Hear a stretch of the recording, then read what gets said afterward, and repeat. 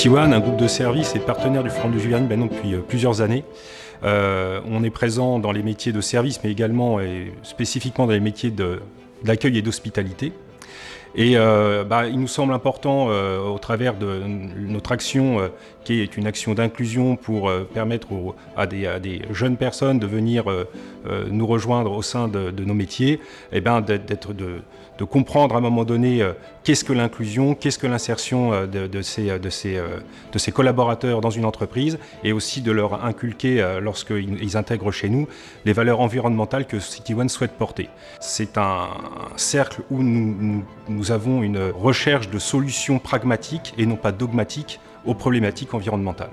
Les engagements de CityOne à la RSE se déclinent sur plusieurs aspects.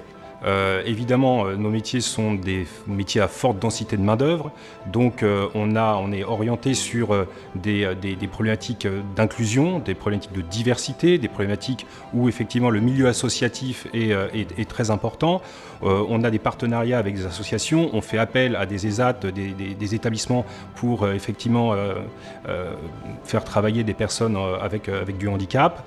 Et donc ces actions-là sont pour nous les axes majeurs des métiers de service et d'accueil que nous déployons pour nos collaborateurs et pour, je dirais, amener notre pierre à l'édifice de la responsabilité sociétale et environnementale du groupe.